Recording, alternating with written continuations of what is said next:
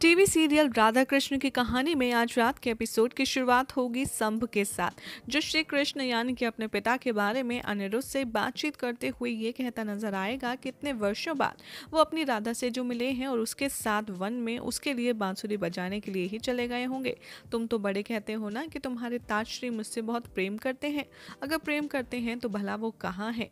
जैसे ही अनिरुद्ध के साथ बात करके सामने की ओर देखता है, वहां से श्री कृष्ण बांसुरी थमाए सारे बच्चों के करीब आ चुके होते हैं और श्री कृष्ण बड़े ही प्यार से शाम के पास जाते हैं और उसे देखते हैं। तभी वहाँ पर सब कोई कृष्ण को देखकर बहुत ज़्यादा उत्सुक हो जाते हैं और उनसे कहानी सुनने के लिए कहने लगते हैं। श्री कृष्ण भी अपने बेटे शाम को सही मार्ग दिखाने के लिए कहानी सुनाने का निश्चय करते हैं और वो बच्चों को बार बार आग्रह करने पर कृष्ण सांब की ही कहानी सुनाने लगते हैं और बताते हैं कि कैसे उन्होंने महादेव के तप से उन्हें प्राप्त किया है, सांब को प्राप्त किया है और वो आज उन्हीं के खिलाफ खड़ा होने लगता है। साथ ही वो बताएंगे कि सांब, मैं तुमसे कितना प्रेम करता हूँ, इस बात का अंदाज़ा तुम्हें है ही नहीं। ये बात सुनकर सांब श्री कृष्ण की ओर देखता है और कहता है कि अच्छा, आप मुझे सबसे अधिक प्रेम करते हैं। तो कृष्ण कहते हैं हाँ, इसमें कोई भी शक या गुंजाइश नहीं है। तुम मेरे पुत्र हो और मैं एक अच्छे पिता की तरह तुम्हें एक अच्छे पुत्र बनाने के लिए बहुत प्रेम करता हूँ। तभी वहाँ पर शाम कहता है कि अच्छा, अगर आप मुझसे इतना ही प्रेम करते हैं तो आपने आज तक मेरे लिए कभी बांसुरी या फिर मेरी माँ के लिए बांसुरी क्यों नहीं बजाई, राधा के लिए ही क्यों बजाते हैं सिर्फ बांसुरी।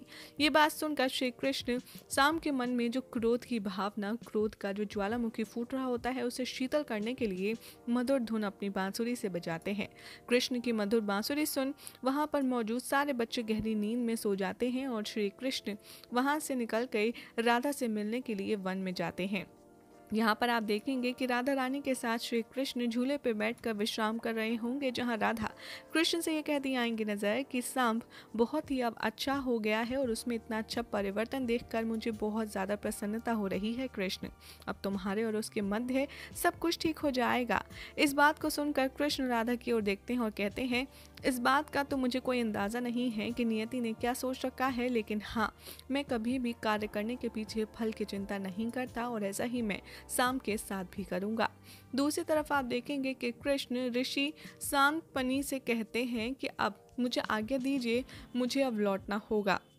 कृष्ण को जाता देख गुरुदेव कहते हैं कि अच्युता जी तुम्हारी बहुत बड़ी भक्त हैं, उन्हें एक बार आ जाने दो, उनसे मिल लो, फिर चले जाना। कृष्ण तभी वहाँ पर सांब आता है और श्री कृष्ण से और ज़्यादा सवाल करने लगता है और पूछता है, आप कहते हैं ना मैं आपके सबसे करीब हूँ, आप मुझे बहुत प्रेम करते हैं, तो आप मुझे एक बात बताइए।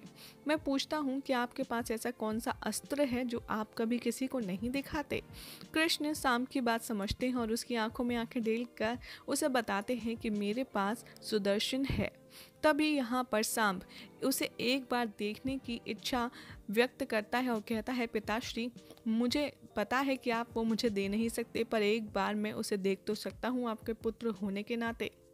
कृष्ण राधा की ओर देखते हैं और राधा भी अपनी आज्ञा देती हैं और कहती हैं कि हाँ, तुम्हें ये करना चाहिए। कृष्ण सुदर्शन का आवाहन करते हैं और आकाश में बहुत तेज रोशनी के साथ सुदर्शन आकर के श्री कृष्ण की उंगली पर ठहर जाता है, जिसे देखकर सांब बहुत ही ज़्यादा उत्साहित हो जाता है। सांब जैसे ही सुदर्शन चक्र को देखता है, वो कहता है कि मुझे ये सुदर्शन चाहिए पिताश्री। श्री कृष्ण सांब की ओर देखते हैं और कहते हैं, ये बहुत शक्तिशाली है, देखने में जितना खूबसूरत लग रहा है, इसे धारण करना उतना ही मुश्किल है।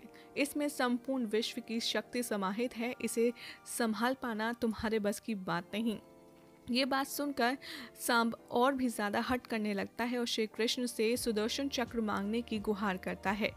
सांब को हट करता देख राधा रानी भी उसे समझाती हैं कि ये बिल्कुल भी उचित नहीं है, तुम्हें अपने पिताश्री से इस तरीके का व्यवहार नहीं करना चाहिए और ऐसा हट तो कदापि नहीं करना चाहिए।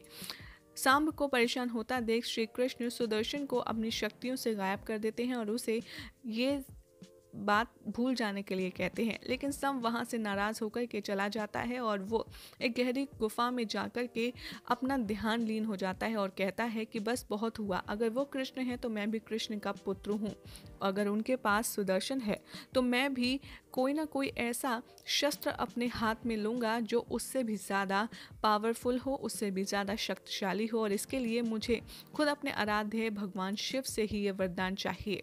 और वो शिव जी से ऐसा वर मांगने के लिए प्रार्थना करने लगता है, तब करने लगता है कि उसे भी श्री कृष्ण के सुदर्शन जैसा ही एक चक्र चाहिए जो सुदर्शन से ज़्यादा शक्तिशाली हो। अब ऐसे में देखना होगा काफ़ी दिलचस्प कि जब साम जो सोचता है वो अपने हट से, अपने दृढ़ संकल्प से उसे पाकर ही रहता है। ऐसे में जब श्री कृष्ण के सुदर्शन देखने के बाद उसके मन में आ गई है ये अपने हाथों में धारण करने के लिए, तब वो क्या करेगा? क्या वाकई में भगवान शिव साम के हाथ में सुदर्शन चक्र थमा देंगे? ये सब कुछ देखना होगा आने वाले एपिसोड में, बेहद दिलचस्प।